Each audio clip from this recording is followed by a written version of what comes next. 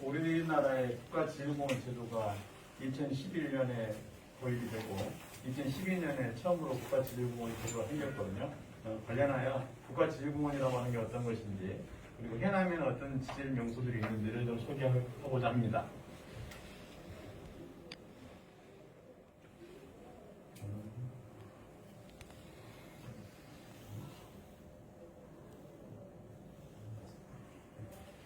지질공원은 잘 아시다시피 세계 지질공원이 있고 국가 지질공원이 있습니다.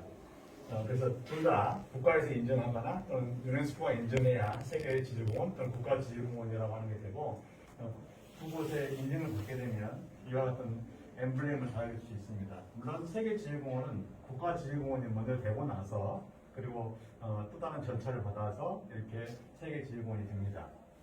기본적으로 세계 지질공원이라고 하는 게 어떻게 나왔을까 사실 좀 궁금한데요.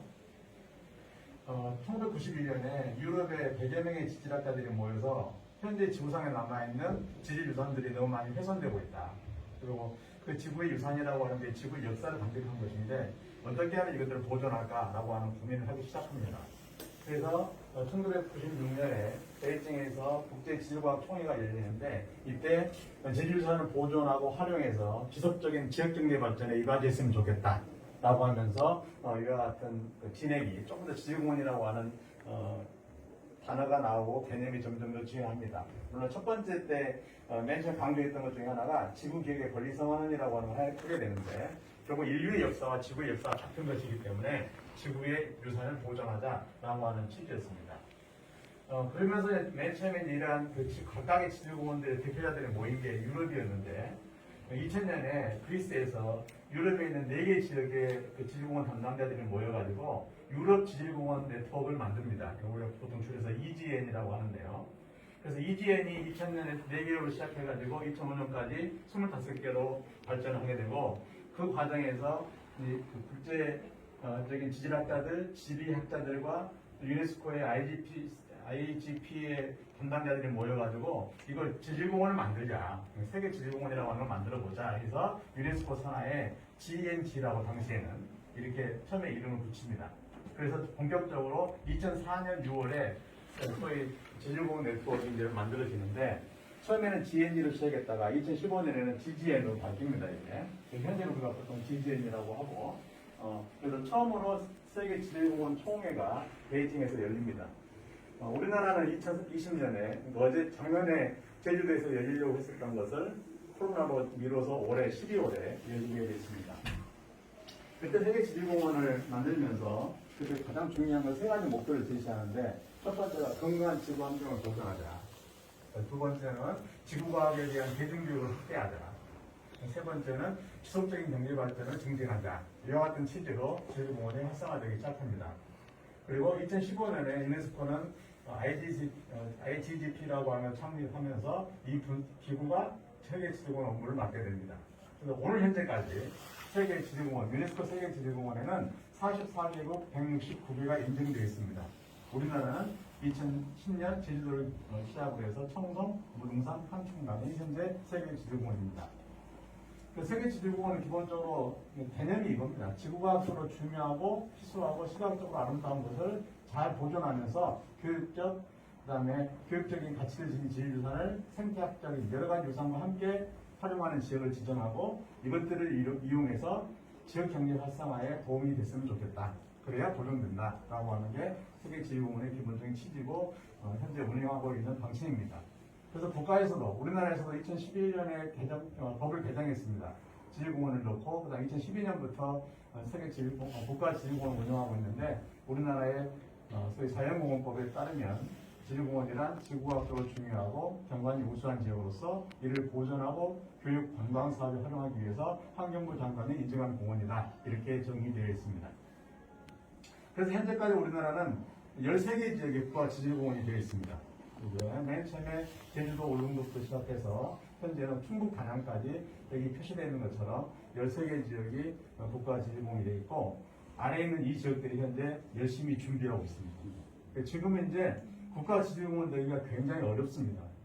왜냐하면 초창기에는 별로 하는 것이 없었기 때문에 좀 쉬웠거든요. 근데 지금은 벌써 여기 리스트만 하더라도 10개가 넘죠. 그래서 지금 앞에 있는 이곳은 좀 후보지가 된 것도 있고, 거의 지금 거의 인증 직전까지 가 있는 것도 있는데, 여러 지역에서 관심을 갖고 있습니다. 그리고 세계 지질공원은 국내에 지금 4곳이 있는데, 조금 전에 말씀드린 것처럼 4곳에 이런 위치가 되겠습니다. 그렇다면 또 해남의 지질 명소는 어디가 있을까? 여기는 오왕리에 있는 공룡화석지인데, 공룡박물관이고, 그래서 해남에 있는 지질 특성을 잠깐 살펴보도록 하겠습니다. 우리나라는 그 암석의 특성에 따라서 이렇게 여러 개의 지질 구조물을 설정하고 있는데, 해남은 여기에 속합니다. 한반도의 맨 끝이죠. 땅끝입니다. 그래서 해남에 있는 암석을 우리가 지질도에서 대략적으로 보면 크게 성칸브리아 시대의 암석에서부터 고생대 암석, 그리고 대부분이 중생대 암석입니다. 특히 공룡 화석들을 포함해가지고 이 일대는 거의 중생대 암석으로 되어 있다고 보시면 되겠습니다. 그래서 제가 이제 뽑아본 건데요. 해남의 지질명소가 어딜까 해서 지금 현재 우리가 있는 곳이 여기 군청이 있는 해남 어디고요. 그 다음에 여기 표시되어 있는 것이 오왕리 공룡 화석지입니다. 그리고 여기가 땅끝이고 여기가 울tur목입니다. 여기는 진도가 되겠고 여기는 완도입니다. 그래서 해남이 한반도의 맨 끝인 것이 분명하죠. 그래서 여기서부터 이 일대에 이쪽 오왕리를 포함한 황산면 일대에 좀 많이 분포하고 있고 여기는 물리면입니다만 황산면과 물리면 그리고 여기는 땅끝이 있는 부평, 송지 이쪽에 해당되겠죠. 이렇게 해서 대략적으로 이러한 지질 명소들이 있다는 겁니다.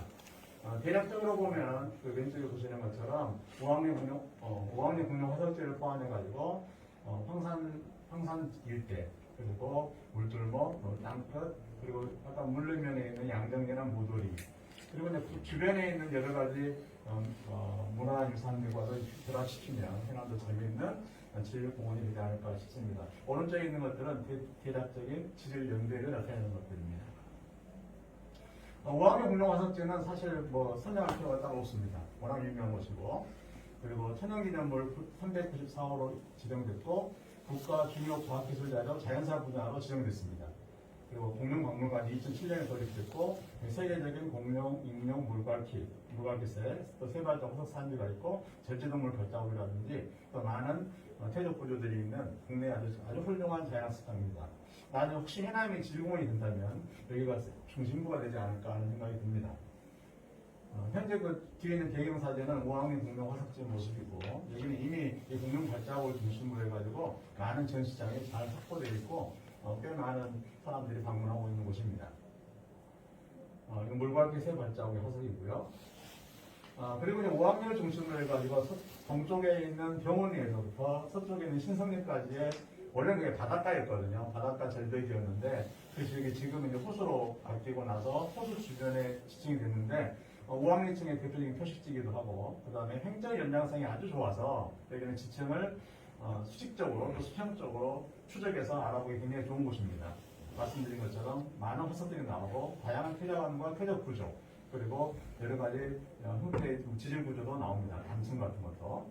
거기는 또 호숫가를 따라서 아마 지질 탐방로를 나중에 설치할 수 있을 거라고 보이고 다양한 퇴적암과 화석이 있는 국내 최고의 자연학습장이라고 생각합니다.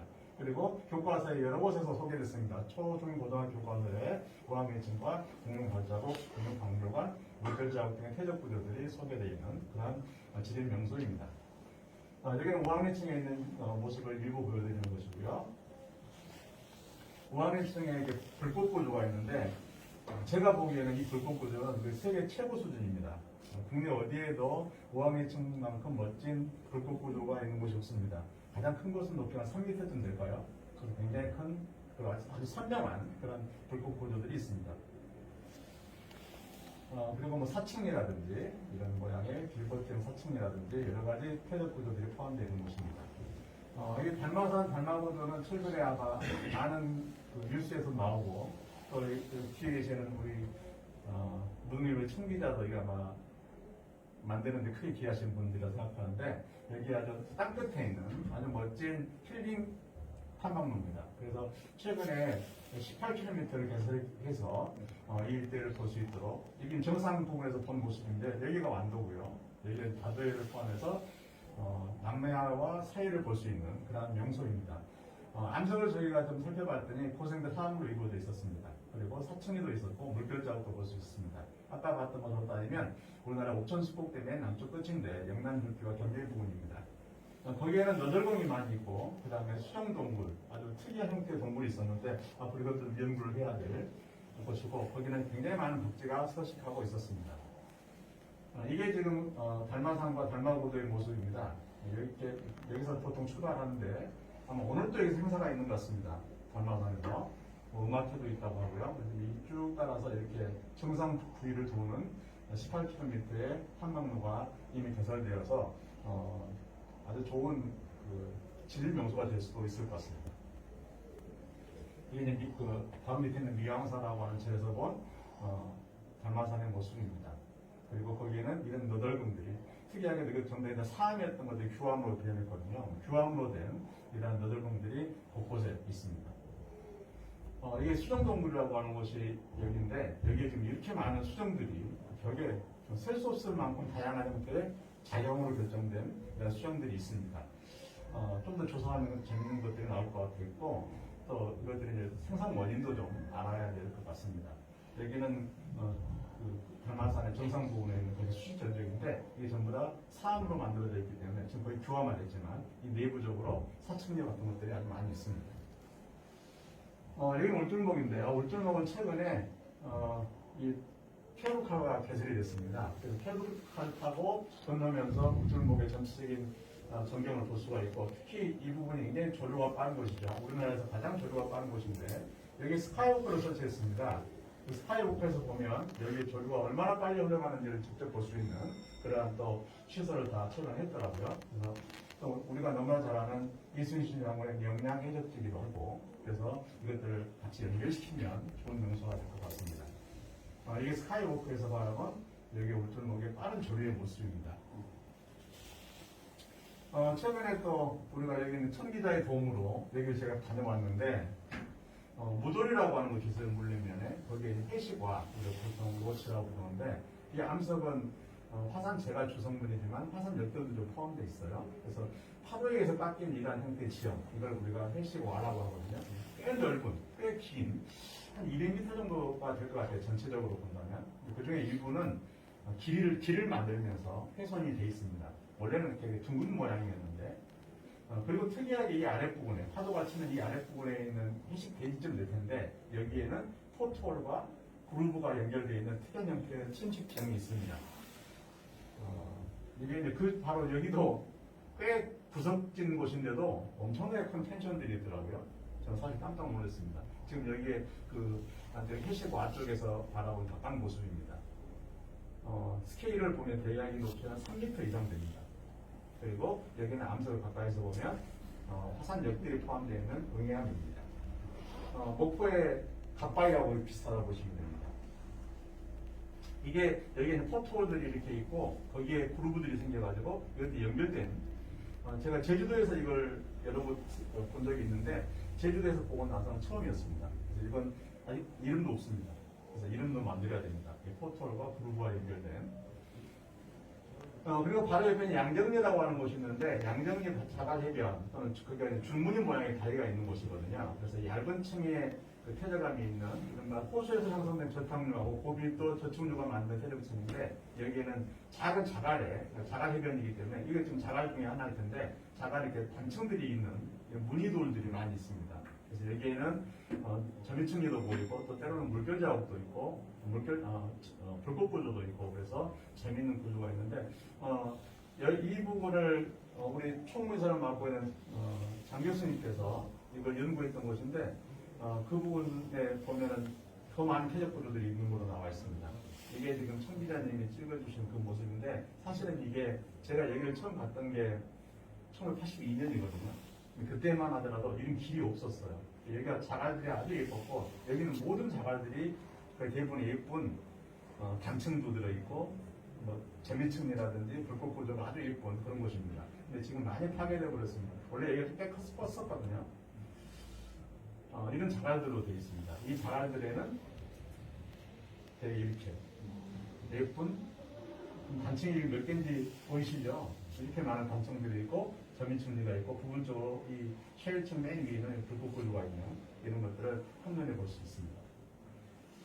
이게 장 교수님이 아마 박사학위 논문 할 때 연구했던 그 서쪽적인데요. 지금 여기서 보시는 이게 모항리예요. 여기가 5학년이고 지금 보여드리는 곳이 이쪽이에요. 장 교수님 주로 이쪽 부분을 저희는 했었거든요.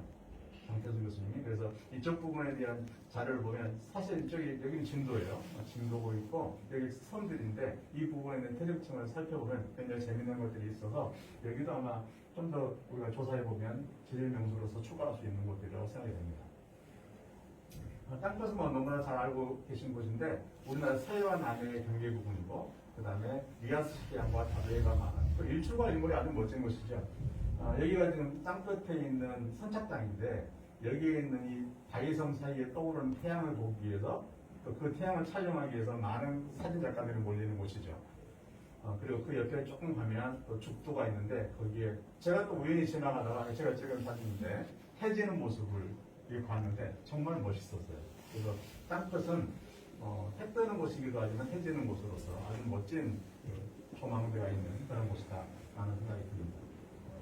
그래서 해남 지질 명소를 간단하게 정리해 본다면 세계적인 공룡 화석지이고 자연산 명소다. 그리고 다양한 지질체의 암석으로 이루어져 있고 다양한 지질 현상과 지형이 분포한다. 그리고 경관이 아름다울 뿐만 아니라 또 직접 체험할 수 있는 그런 휴식지이기도 하고 주변에 아주 많은 문화유산들이 있기 때문에 특히 대흥사도 유네스코 세계 문화유산이거든요. 여기를 포함해서 미왕사, 영양대첩지, 땅끝 등을 연결하면 아주 좋은 지질 명소가 될 수 있을 거다라고 생각을 합니다. 그리고 국가가 인정하는 지질 공원이 되려면 세계적인 명소가 한 곳 이상, 국가지질공원 지질 명소가 5곳 이상이어야 되는데 해남은 이미 충족하고 있다. 여기까지가 제가 해남에 대해서 말씀드리고자 하는 겁니다. 혹시 질문 있으시면 하시죠. 저는 네, 지오파크 쪽에 관심이 있는데 네. 아까 12월에 제주도에서 어떤 네. 모임 회의가 있다고 하셨는데 세계지질공원 총회가 있어요. 그게 일반인들도 관심 있으면 참가할 수 있는 건가요? 원래 좀 고민스러운데요. 원래는 이제 전체가 그 세계적으로 한 3,000명 이상이 와야 되는데 네. 작년에 원래 있어야 되거든요. 네. 코로나 때문에 지금 온라인과 오프라인 겸하려고 하는데 저기는 좀 알아봐야 될 것 같습니다. 등록을 이제 네, 원래는 자유롭게 등록할 수 있었거든요. 원래는요? 근데 지금 상황이 좀 바뀌어가지고 네. 그걸 좀 알아봐야 되겠습니다. 네. 고맙습니다. 또 다른 혹시 질문 있으십니까? 자, 그러면 바로 다음